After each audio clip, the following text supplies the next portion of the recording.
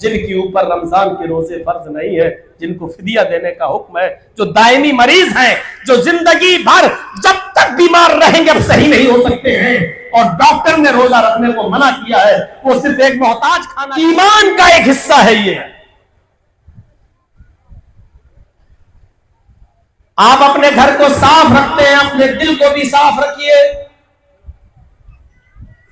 انسان دو چیزوں کے مجموعے کا نام ہے، یاد رکھیے گا، قیمتی بات بتا رہا ہوں۔ انسان دو چیزوں کے مجموعے کا نام ہے، ایک جسم اور ایک روح۔ جسم اور روح یہ دونوں چیزیں جب تک ہے تب انسان ہے۔ اگر جسم ہے روح نہیں تو انسان نہیں، آپ کہیں گے میت۔ ابھی آپ کہیں گے جرجیز صاحب بول رہے ہیں، اور جیسے ہی جرجیز کے اندر سے روح نکل جائے گی کہا جائے گا میت کو لاؤ، میت کو نہلاؤ، میت کو غسل دو، میت کو کفن پہناؤ۔ سب سے پہلے نام بدلتا ہے مرنے کے بعد۔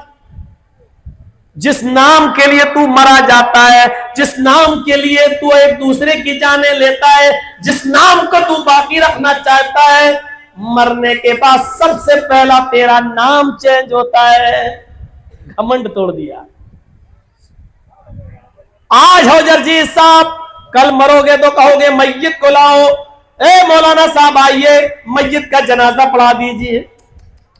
کوئی نہیں کہے گا جرجیز صاحب کو غسل دے دو، کوئی نہیں کہے گا جرجیز صاحب کو کفن پہنا دو، کوئی نہیں کہے گا جرجیز صاحب کا جنازہ پڑھا دو۔ لوگ کہیں گے میت کو لاؤ، میت کو کفناؤ، میت کو نہلاؤ، میت کو غسل دو، میت کو جنازہ پڑھاؤ، اور جب قبر میں اتارا جائے گا تو کہا جائے گا میت کو قبر میں اتارو۔ سب سے پہلے نام ہی مٹ گیا جس نام کے لیے تو ایک دوسرے کو مٹاتا تھا۔ غور کرو، دو چیزوں کا نام انسان ہے، ایک جسم اور ایک روح۔ روح جسم میں ہے تو ہم انسان ہیں، اس لیے جسموں کی بھی بیماری ہے اور روح کی بھی بیماری ہے۔ جسم بیمار ہوتا ہے، اس کو بخار آتا ہے، اس کو کھانسی ہوتی ہے، اس کی آنکھیں دکھتی ہیں، اس کے پیٹ میں درد ہوتا ہے۔ آپ اس کا علاج کرتے ہو کیونکہ یہ جسم ہے، اور جسم بیمار ہوتا ہے تو اس کا علاج ڈاکٹر کرتا ہے۔ جیسے جسموں میں بیماری ہوتی ہے ایسی روح کے اندر بھی بیماریاں ہوتی ہیں، اور روح کی بیماری یہ ہے کہ یہ آدمی ہم سے زیادہ ترقی کیسے کر رہا ہے، یہ آدمی ہم سے زیادہ پیسہ کیسے کما رہا ہے، اس آدمی کی عزت ہم سے زیادہ کیسے ہو رہی ہے، اس کو کیسے برباد کیا جائے، اس کو کس طریقے سے مٹایا جائے۔ اس کا حسد، اس کی دشمنی، اس کا کینہ، اس کا بغض، اس کا اناد ہم اپنے دل میں رکھ لیں، ہم اس سے ہاتھ بھی ملائیں، سلام بھی کریں، اور اس کی نفرت اپنے دل میں رکھیں، یہ روح کی بیماری ہے۔ جسم کا علاج یہ ہے کہ بخار آئے تو پیراسیٹامول لے لو، الرجی ہو جائے، کھانسی آنے لگے، زکام ہو، بار بار چھینکیں آ رہی ہو تو مونٹارل سی لے لو، ڈولو لے لو، بخار کی صورت میں پیٹ میں درد ہو رہا ہے تو مفتال اسپاس لے لو، ڈروٹل لے لو، ٹیبلٹ کھا لو۔ یہ تمام چیزیں جسموں کی بیماری کا علاج ہے، لیکن جب روح بیمار ہوتی ہے تو اس کا علاج بتایا ہے، استغفر اللہ ربی من کل ذنب واتوب الیہ۔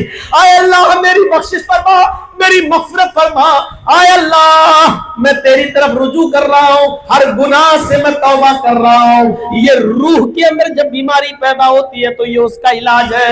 جسم بھی بیمار ہوتا ہے، روح بھی بیمار ہوتی ہے۔ میرے بھائیو، جسم کا علاج ڈاکٹر کرتا ہے اور روح کا علاج جناب محمد رسول اللہ حکیم الامت نے کر کے بتا دیا کہ جب روح میں بیماری پیدا ہو تو یہ کرو۔ بات دوسری طرف چلی گئی، میرے بھائیو، لوگوں کو تکلیف دینا بھی یہ ایمان کے منافی ہے۔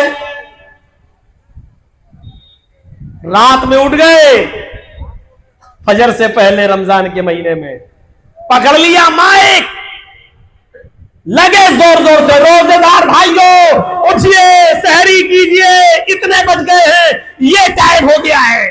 تھوڑی دیر کے بعد لگے اس میں مائک پکڑ کے، کوئی نعت پڑھ رہا ہے، کوئی حمد پڑھ رہا ہے، اور پورا شور کر کے رکھ دیا گاؤں میں۔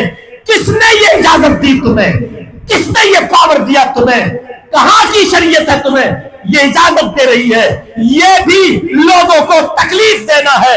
اگرچہ تم نعت پڑھ رہے ہو, اگرچہ تو حمد پڑھ رہے ہو, کیونکہ تمہاری زور کی آواز سے ان بوڑھوں کی نیند میں ڈسٹرب ہو رہا ہے جن کے اوپر رمضان کے روزے فرض نہیں ہے, جن کو فدیہ دینے کا حکم ہے, جو دائمی مریض ہیں, جو زندگی بھر جب تک بیمار رہیں گے اب صحیح نہیں ہو سکتے ہیں, اور ڈاکٹر نے روزہ رکھنے کو منع کیا ہے, وہ صرف ایک محتاج کھانا کھلائیں گے. آپ ان کو پریشان کر رہے ہیں. آپ رات میں ان عورتوں کو پریشان کر رہے ہیں جن کے پیٹ میں حمل ہے اور جو روزہ نہیں رکھ سکتی, اس بچے کی صحت پر اثر پڑے گا. یا ان عورتوں کو پریشان کر رہے ہیں جو اپنے بچوں کو دودھ پلاتی ہے, شریعت نے ان کو روزے کی رخصت دی ہے, آپ ان کو بھی اٹھا رہے ہو, پریشان کر رہے ہیں. اس لیے مائک میں زور زور سے بول کر حمد پڑھنا, نعت پڑھنا, گیت پڑھنا اور ان کو اٹھانا اور بار بار کہنا کہ روزے دار بھائیوں اٹھیے اور سحری کیجئے, یہ سارے کے سارے نعرے لگانا میرے بھائیوں بولنا یہ بھی اماطۃ الاذى ہے, لوگوں کو تکلیف پہنچانا ہے, چاہے تم اس کو دین کا کام سمجھ کے کیوں نہیں کر رہے ہو. جلوس لے کے نکل گئے صاحب, راستہ جام کر دیا, ایمبولینس بیچاری جا رہی ہے, اس میں مریض بیٹھا ہے, موت و زندگی کی کشمکش میں ہے, آپ جلوس نکال رہے ہیں صاحب, happy birthday today یا رسول اللہ. عید میلاد النبی کا جلوس نکال رہے ہیں, محرم پہ لاٹھی ڈنڈے چلا رہے ہیں اور لوگوں کے لیے راستہ بند کیے ہوئے ہیں. کون سی شریعت کہتی ہے, کون سی شریعت تمہیں اس بات کی اجازت دیتی ہے کہ تم راستے بند کرو؟ ہمارے گھر کے سامنے ایک روڈ ہے, لوگ گزرتے ہیں, ہمارے بیٹے کی یا بیٹی کی شادی ہے, گھر کے باہر ہم نے ٹینٹ لگا دیا اور شامیانہ لگا دیا اور لوگوں کو 2 کلومیٹر دور سے گھوم کے جانا پڑ رہا ہے. پریشانی میں آپ ڈال رہے ہیں لوگوں کو, اور راستہ بند کر دیا آپ نے. نہیں کر سکتے ہو آپ ایسا, تکلیف نہیں دے سکتے ہو. جس جگہ یہ جلسہ ہو رہا ہے نا, یہ جلسہ ہے, مان لیجئے یہاں اگر کسی کا کھیت ہے اور دین کا کام آپ کر رہے ہیں تو آپ کو اس زمین کے مالک سے, اس کھیت کے مالک سے آپ کو اجازت لینا پڑے گی. اگر وہ آپ کو اجازت دیتا ہے تو آپ جلسہ کرائیں گے, اگر وہ آپ کو اجازت نہیں دیتا ہے تو دین کا کام ہوتے ہوئے بھی آپ اس کی اجازت کے بغیر اس جگہ جلسہ نہیں کرا سکتے ہیں. اگر اس کی اجازت کے بغیر زبردستی دباؤ ڈال کر آپ نے جلسہ کیا تو آپ کا یہ دین کا کام چوپٹ ہے, آپ کو کوئی نیکی نہیں ملے گی. اسلام دوسروں کے حقوق کو اس طریقے سے خیال رکھتا ہے, دوسروں کے حقوق. زور زور سے مائک بجانا تراویح کے دنوں میں, ارے مسجد میں جو لوگ تراویح پڑھ رہے ہیں مائک وہاں تک لگاؤ, مسجد تک آواز جائے. آپ نے مائک کھول دیا, پورے گاؤں میں تراویح کی آواز جا رہی ہے. میرے بھائیوں ذرا غور کرو کہ اس وقت تمہارے تراویحوں کی آواز اور قرآن کی تلاوت کو وہ بھی سنتا ہے جو باہر ہے اور لیٹرین کے اندر بیٹھا ہوا ہے یا پیشاب کرنے جا رہا ہے. میرے بھائیوں ذرا تصور کرو, یہ کہاں کی شرافت ہے اور کہاں کا دین ہے.